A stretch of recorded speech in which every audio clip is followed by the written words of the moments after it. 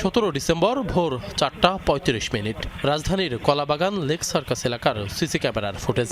গ্রামের বাড়ি থেকে ফিরে বাসার গেটের সামনে রিকশা থেকে নামতেই ছিনতাইকারীর কবলে নারীসহ দুইজন। মোটরসাইকেলে হেলমেট পরা দুই যুবক এসেই চাপাতি দিয়ে ওই নারীর কাঁধের ব্যাগ কোপ দিয়ে ছিনিয়ে নেয়। পাশের ব্যক্তি জিনিসপত্র দিতে রাজি না হওয়ায় তাকেও এলোপাতাড়ি কুপিয়ে সবকিছুই ছিনিয়ে নেয় তারা।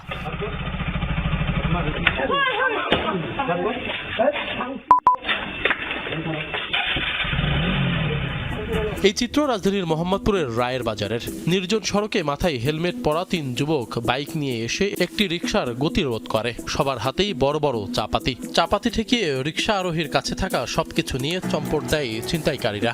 যাবার সময় পেছনের আরেকটি রিকশা থেকেও মূল্যবান জিনিসপত্র ছিনিয়ে নেয় তারা। দর্শক, এবার ছিনতাইকারীদের হাতে থাকা অস্ত্রের ঝনঝনানি কতটা ভয়ঙ্কর সেই চিত্র দেখাবো আপনাদের। ঢাকা বিশ্ববিদ্যালয়ের শিক্ষার্থী রবি গত 21 ডিসেম্বর সন্ধ্যার কিছু পর শ্যামলী থেকে ফিরছিলেন। গণভবন পার হয়ে আসাদ গেটের কাছেই ছিনতাইকারীদের কবলে পড়েন তিনি। ছিনতাইকারীরা চাপাতি দিয়ে এলোপাতাড়ি কোপায় রবিকে, মোবাইল ব্যাগসহ ছিনিয়ে নেয় সবকিছু। কিছু বুঝার আগেই তারা যে প্রথমে চাপাতি দিয়ে মাথায় আমার বাড়ি দিল একটা, তো বাড়ি দেওয়ার পর আমার চশমা পড়ে গেছে, আমি ওর রাস্তায় পড়ে গেলাম। পড়ে যাওয়ার পর আমি দেখলাম যে দূর থেকে একজন দৌড়ে আসছে, তো আমি একটু করে উঠে দাঁড়ালাম।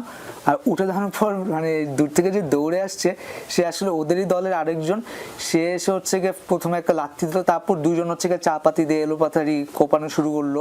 প্রকাশ্যে প্রধান সড়কের পাশেই ছিনতাইয়ের ঘটনা সবাই দেখলেও সহায়তা করতে এগিয়ে আসেনি কেউ। এ নিয়ে হতাশার কথা জানান রবি। পড়ে থাকার পরও দেখি কেউ সামনে আসছে না, জিনিসটা ভয়ের চেয়ে খুব হতাশাজনক লাগছে আমার কাছে যে হচ্ছেটা কি, কেউ একটু তাকাচ্ছেও না।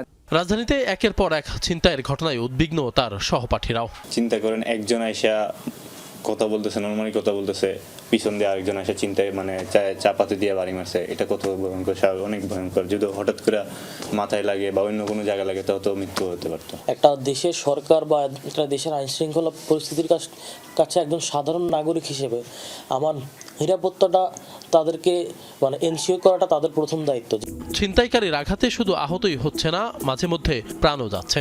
এই যেমন গত 18 ডিসেম্বর রাত 9:45 রাজধানীর মেয়র হানিফ ওরাল সড়ক দিয়ে হেঁটে যাচ্ছিলেন হাফেজ কামরুল হাসান। এ সময় ছিনতাইকারীদের কবলে পড়েন তিনি। ছিনতাইকারীরা তার পেটে ছুরিকাঘাত করে মোবাইল সহ সবকিছু ছিনিয়ে নেয়। পরে ঢাকা মেডিকেলে চিকিৎসাধীন অবস্থায় মারা যান কামরুল। 5 জন ছিনতাইকারী গতিরোধ করার পরে 1 পর্যন্ত মোবাইল কারাকারি করে, কিন্তু মোবাইল কারাকারির পরে সে দিতে না চাইলে তাকে উপযুক্ত ছুরিয়াঘাত করে। ছেলেকে আমি মুমূর্ষ অবস্থা পেয়েছি, তা এর মধ্যে 5-7 মিনিট পরে ছেলেটা দুনিয়া থেকে বিদায় নিয়েছে। তার মা এশারের পরে তারা খাওয়াই দিয়েছে, আধা ঘন্টার মধ্যে তার মা তার মৃত্যু সংবাদ শুনবে। এটা অনেক কষ্টদায়ক। ঢাকা মহানগর পুলিশের হিসাব বলছে গত সেপ্টেম্বরে রাজধানীতে ছিনতাইয়ের ঘটনায় মামলা হয়েছে 14টি, অক্টোবরে 20টি, নভেম্বরে 27টি, ডিসেম্বরে 37টি।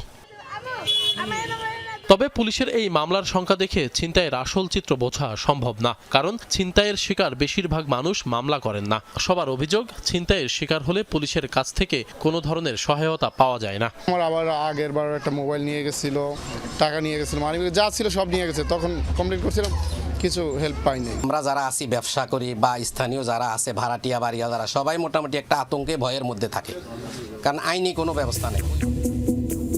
রাজধানীতে ছিনতাইয়ের কিছু হটস্পটের সন্ধান পাওয়া গেছে। এদের মধ্যে মোহাম্মদ